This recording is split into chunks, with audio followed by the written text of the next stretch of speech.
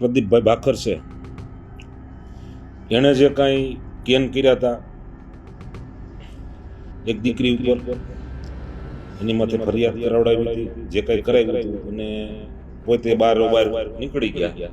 પાયલબેન ગોટીના વરઘોડો પીટવો, એને રાતે 12 વાગે ધરપકડ કરાવી. એક દીકરીને તમને કહું ઘેરેથી વગર વોરંટે લઈ જઈ અને પગમાં પટ્ટા માર્યા, અને દીકરી માથે અત્યાચાર કરીને એનો વરઘોડો કાઢ્યો. એને મિનિસ્ટર પદ મળ્યું. 2 નગરપાલિકાના ઓપરેટરોની માથાકૂટમાં એક બેનને હાથમાં ફ્રેક્ચર થઈ ગયું છે. ન્યાના ધારાસભ્યો એમ કહે છે કે અહીંયા કોઈ એવો બનાવ બન્યો નથી, તો બેને ખોટા આંગળીમાં પાટા બાંધ્યા. એ તો ખોટું હોય છે ને કે એના ઘરવાળાને હાથમાં ફ્રેક્ચર થઈ ગયું છે. કે જો તમે એક બાજુ એમ કહેતો હોય કે સ્ત્રી બસાવો, બાળકી બસાવો, બાળકીને ભ્રૂણ હત્યા મત ન કરો, અને જો તમે આવું કરતા હોય, બરોબર છે, અને એ માણસોને તમે મોટી પદવી આપતા હોય, તો હવે આમાં ન્યાય કેની પાસે માંગવા જાવ? તો એટલા તમને કહું બળાત્કાર થાય છે, એટલા મર્ડરો થાય છે, બરોબર છે.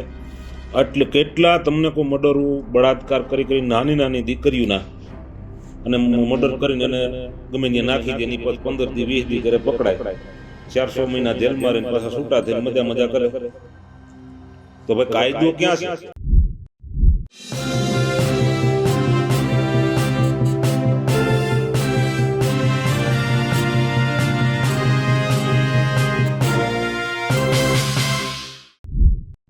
બેટી બચાવો બેટી પઢાઓની વાતો કરતી ભાજપ સરકારમાં બેટીઓનું એટલે કે દીકરીઓનું શોષણ કરતા, મહિલાઓનું શોષણ કરતા નેતાઓને પ્રમોશન આપવામાં આવે છે. આવા નેતાઓની બઢોતરી કરવામાં આવે છે, તેમનું સન્માન થાય છે. નમસ્કાર, હું છું ચંદ્રિકા પુત્ર નિરાલી મહેરિયા. તો આ તમામ આરોપો લગાવ્યા છે રાજકીય આગેવાન લાલજી કોટડિયાએ.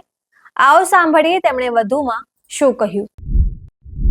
જય સોમનાથ મિત્ર, લાલભાઈ બોલું જાંબુડીથી.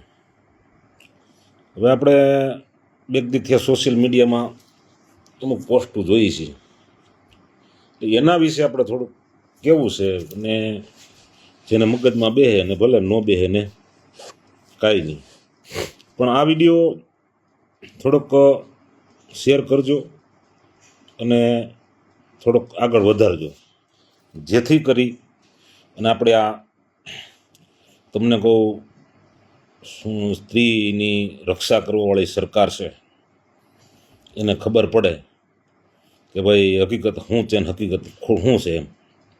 એટલે વાત આપણે એ કરવાની હતી કે આપણે કાલે પોસ્ટ જોઈ બગસરા તાલુકાની, ત્યાંથી જે ભાઈ પ્રદીપભાઈ ભાખર છે, એણે જે કાંઈ કેન કર્યા હતા એક દીકરી ઉપર, એની માથે ફરિયાદ કરાવડાવી હતી, જે કાંઈ કરાવ્યું હતું, અને પોતે બહાર નીકળી ગયા. તો એણે તમને કહું પાર્ટીની અંદર બઢતી મળી. શું મળ્યું? બઢતી. એને આરોગ્ય સમિતિના ચેરમેન બનાવ્યા. દીકરી બચાવો દીકરી પઢાવો ના નારાવાળી આ સરકારની અંદર આ તમે વિચાર કરી લ્યો. પછી એવું જ અમરેલીમાં એક ભાઈ જે પાયલબેન ગોટીના વરઘોડો પીટવો, એને રાતે 12 વાગે ધરપકડ કરાવી. એક દીકરીને તમને કહું ઘેરેથી વગર વોરંટે લઈ જઈ અને પગમાં પટ્ટા માર્યા, અને દીકરી માથે અત્યાચાર કરીને એનો વરઘોડો કાઢ્યો. એને મિનિસ્ટર પદ મળ્યું. એટલે આ તમને કહું જોવા જેવું છે બધું સારું, બરાબર છે કે ભાઈ દીકરી માથે અત્યાચાર કરે એટલે એને બઢતી મળે. હવે એવા જ 2 કિસ્સા હમણાં એક સુરતનો આવ્યો છે. 2 નગરપાલિકાના ઓપરેટરોની માથાકૂટમાં એક બેનને હાથમાં ફ્રેક્ચર થઈ ગયું છે. ન્યાના ધારાસભ્યો એમ કહે છે કે અહીંયા કોઈ એવો બનાવ બન્યો નથી, તો બેને ખોટા આંગળીમાં પાટા બાંધ્યા. એ તો ખોટું હોય છે ને કે એના ઘરવાળાને હાથમાં ફ્રેક્ચર થઈ ગયું છે. તો આ બધું ખોટું છે. તો હવે એ ભાઈને મને એમ છે બઢતી મળશે, રહી વાત અમદાવાદની હમણાં, તો એક બેને તમને કહું મુખ્યમંત્રીને ને પાર્ટી પ્રમુખને પત્ર લખીને રજૂઆત કરી છે કે અમારી માટે કામના માટે ખોટે ખોટી તમને કહું હેરાનગતિ કરી અને અમારું યૌન શોષણ થાય, અમારી પાસે ન માગણી કરવાની માગણી કરે એવો વિડીયો આપણે વાયરલ આપણે જોયેલો છે. એટલે મારે આ સરકારશ્રીને કહેવાનું છે કે જો તમે એક બાજુ એમ કહેતા હોય કે સ્ત્રી બસાવો, બાળકી બસાવો, બાળકીને ભ્રૂણ હત્યા ન કરો, અને જો તમે આવું કરતા હોય બરાબર છે, અને એ માણસોને તમે મોટી પદવી આપતા હોય, તો હવે આમાં ન્યાય કેની પાસે માગવા જાવો? તમે સંવેદનશીલ સરકાર છો બરાબર, આટલા ભ્રષ્ટાચાર થાય, આટલા કેમ થાય, અને હજી તો આ ભાઈ બગસરાવાળા ભાઈનું તો કંઈક બીજું હોત. મારી પાસે આજ કાલે મસાલો આવ્યો છે એમ કે ભાઈ એક વસ્તુ કંઈકથી લઈ આવ્યા હતા બરાબર છે, તો એ વસ્તુ લઈ લીધી છે કે એની માથે હજી કાંઈ કોઈ વસ્તુ થઈ નથી, કે એ વસ્તુનું નામે કંઈ એફઆઈઆરમાં આવ્યું નથી કે આ ભાઈમાંથી એફઆઈઆર નથી થઈ. સાચું ખોટું તો ભગવાન જાણે, પણ કાંઈક થોડું ઘણું એમાં તમને કોઈ મસાલો હોય તો જ માણા ઓલો કહે ને માવો તમે સૂનો ને કાથો ને બધું નાખી તમાકુ ને સોળો અને પછી ખાવ તો મજા આવે એની ઘોડે. આમાં તો હું ધીરે ધીરે મસાલા આવે તો ધીરે ધીરે બધા ભેળવાય, પછી ધીરે ધીરે એને સોળાય અને ધીરે ધીરે આગળ વધાય.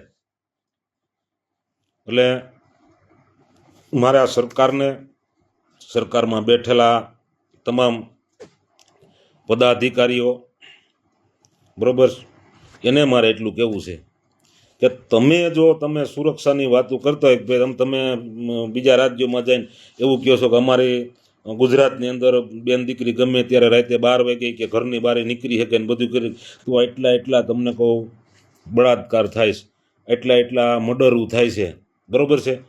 એટલે કેટલા તમને કહું મર્ડરો બળાત્કાર કરી નાની દીકરીઓના અને મર્ડર કરીને એને ગમે ત્યાં નાખી દે, એની પછી 15 દી 20 દી કરે પકડાય, 400 મહિના જેલમાં રહીને પાછા છૂટા થઈને મજા કરે.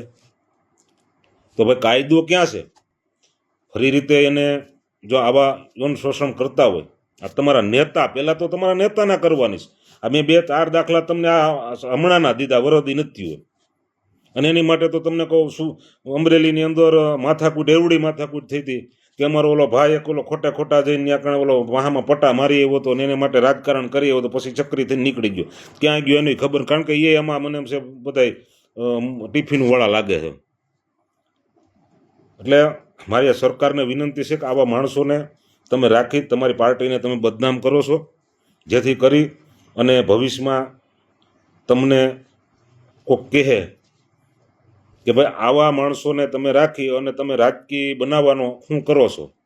એટલે મારું કહેવાનું છે કે આ બે નેતા તમારા અમરેલી જિલ્લાના બરાબર છે, એનું થોડુંક મસાલો ભરીને દો એટલે બે માવા સોડતા ઘેરે વ્યા જાય બરાબર છે. પણ તમે નહીં દો, કારણ કે તમારે તો એવા માણસોની જરૂર છે, ગુંડાગર્દીવાળા માણસો હોય, આ તે છે ફલાણું ઢીકડુંવાળા માણસો હોય ને એમાં તમને મજા આવે છે.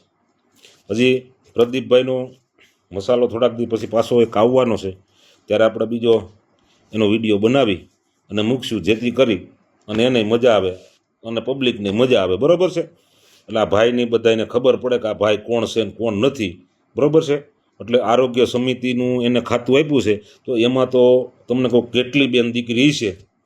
એટલે હું તમને એ કહેવા માગું છું કે આ લોકોનું ધ્યાન રાખજો, નકર આ બધા છે ને હજી યૌન શોષણ કરશે બરાબર છે. કારણ કે એની માથે એની ફરિયાદ દાખલ થાય, એની એફઆઈઆર દાખલ થાય, એની ધરપકડ થાય, કારણ કે કાંઈ નહીં થાય. કારણ કે એની પાસે ઓલો તમને કહું કેમ કમળવાળો શું છે, બિલ્લો છે, બિલા હોય એટલે પૂરું, બિલાવાળાને સીધો સિલ્લો રેડી ગાડી સીધી જઈને વહી જાય, ક્યાંય રોકાય નહીં.